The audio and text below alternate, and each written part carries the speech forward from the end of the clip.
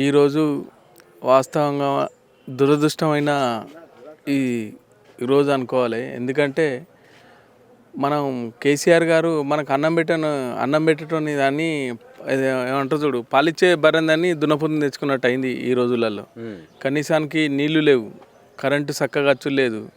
మొత్తం రాష్ట్రం ఈ 16 నెలల దివాలా తీసినట్టు అయింది మొత్తం రాష్ట్రం. ఏ పరిస్థితి, ఏ ముసలోళ్ళని అడుగు, ఏ ఆడోళ్ళని అడుగు, ఏ రైతుని అడుగు, ఏ ఒక్క పని చేసుకుని ఎవరినైనా అడగండి.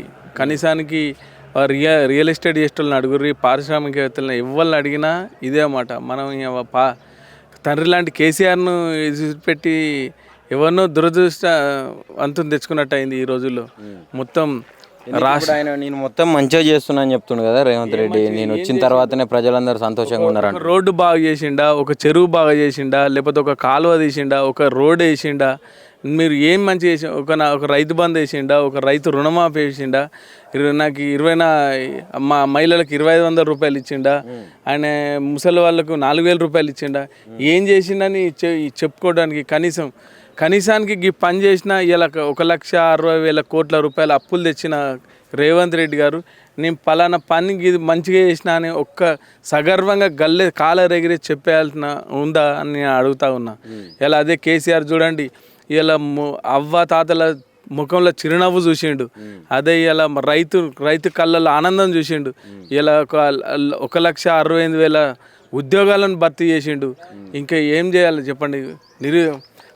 రోడ్లు వేసిండు, కరెంటు 24 గంటలు. ఇలా కనీసానికి బెజ్జంగ్లో ఏ రైతునని అడగండి, 7 గంటలు 8 గంటలు కరెంట్ ఇచ్చిన ఆనాటి కాంగ్రెస్ ప్రభుత్వం ఇలా రైతు కళ్ళల్లో ఆనందం వచ్చి 24 గంటల కరెంట్ ఇచ్చండి. ఇలా మనం 1 కోటి మెట్రిక్ టన్నుల ధాన్యాన్ని మనం పండిస్తున్నాం అంటే మనం కాలర్ ఎగిరేసుకొని చెప్పేంత దమ్ము ధైర్యం ఒక టీఆర్ఎస్ కార్యకర్తకు మాత్రమే ఉంది, వేరేటోళ్ళు ఎవరికి లేదని సగర్వంగా చెప్తా ఉన్నా నేను.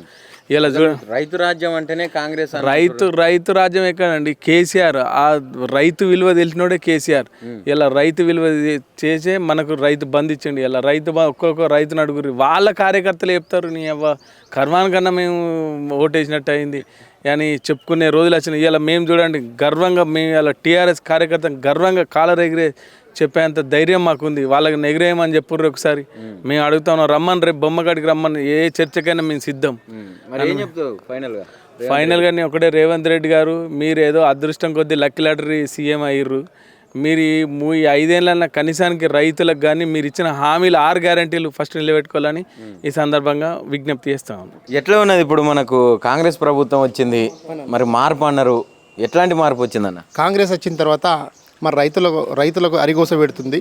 రైతులతో పాటు సామాన్య ప్రజలు కూడా బతకని చాలా కష్టంగా ఉందన్న. ఎందుకంటే అంతకుముందు మనకు మార్పు కావాలని 10 ఏళ్ళ ఈ కేసీఆర్ పాలన అద్దనుకొని ఒకసారి అవకాశం ఇద్దామని చూసారు కాంగ్రెస్కు. కానీ కాంగ్రెస్ వచ్చిన తర్వాత ఈ రేవంత్ రెడ్డి వచ్చిన తర్వాత ఫస్ట్ చెప్పింది ఒక మాట అయిపోయింది, తర్వాత ఒక మాట అయిపోయిందన్న. ఇప్పుడు గెలిచిన తర్వాత అన్నీ మర్చిపోయి ఓన్లీ హైడ్రా అని యాదాని ఈదని మొత్తం కూలగొట్టుడు కానీ, లేకపోతే ఇంకా ప్రజలకు మభ్య పెడుతూ పథకాలు చెబుతూ ఈ స్కీమ్ ఆ స్కీమ్ అని చెప్పడం వరకు తప్ప దాన్ని అమలు చేయడంలో మరి విఫలమైంది ఈ కాంగ్రెస్ పార్టీ అని చెప్పి తెలియదు. ఎందుకు అభివృద్ధి చేస్తున్నదంట, 6 గ్యారెంటీలు అని చెప్పి వచ్చిండు, అభివృద్ధి మంచిగా నడుస్తున్నదంట.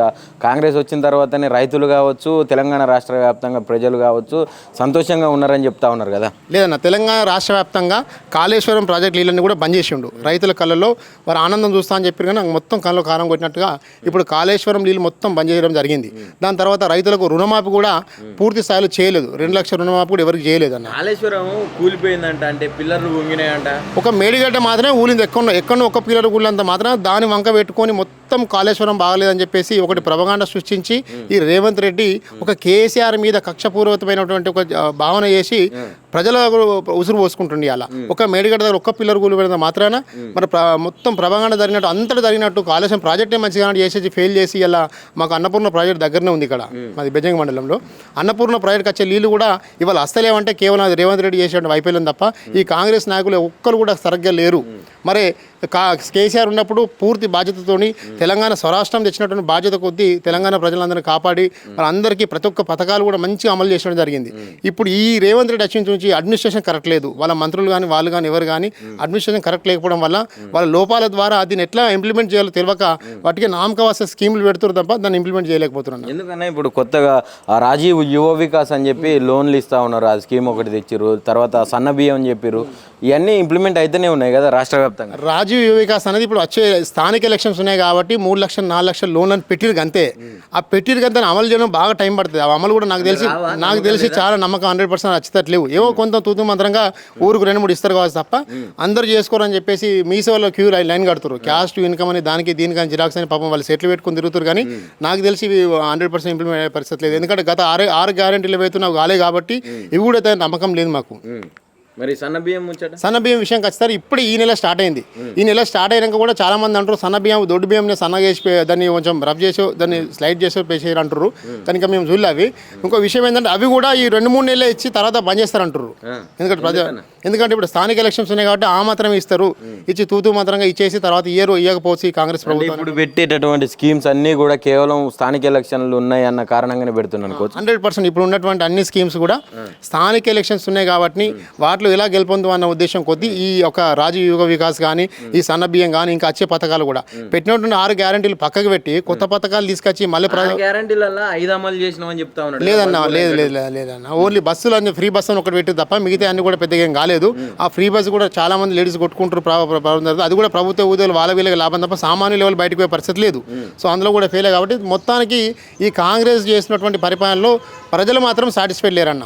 చాలా కష్టాలు ఉన్నారు. రైతులు కూడా అదిరికోసపడుతున్నారు. రైతు బంధు లేక, రైతు రుణమాఫీ లేక, నీళ్లు లేక చాలా కష్టాలు ఉన్నారు. కాబట్టి మళ్ళీ వీళ్ళు పాత రోజులు తీసుకొస్తాం, ఇందిరమ్మ రోజులు తీసుకొస్తా అంటే మేము ఏమనుకున్నాం కానీ ఈ పాత నాటి ఒక 1980, 85, 87 ఆ రకంగా ఎట్లున్నా ఆ టైం తీసుకొచ్చారు తప్ప పెద్ద కొత్త డెవలప్మెంట్ ఏం లేదని చెప్పి మాకు అనిపిస్తుంది. వాస్తవానికి కాంగ్రెస్ శ్రేణులు ఏమంటా ఉన్నారంటే ఇప్పుడు నీళ్ళు ఎండిపోవడానికి, భూగర్భ జలాలు అడగంటిపోవడానికి కారణం కాంగ్రెస్ ఎట్లయితుంది, అది కాలం మారింది, ఏదో నడుస్తూ ఉన్నది, బోర్లు ఎండిపోతున్నాయి, అవి ఎండిపోతున్నాయి, మరి కాంగ్రెస్కి ఏం సంబంధం ఉన్నది అంటున్నారన్న.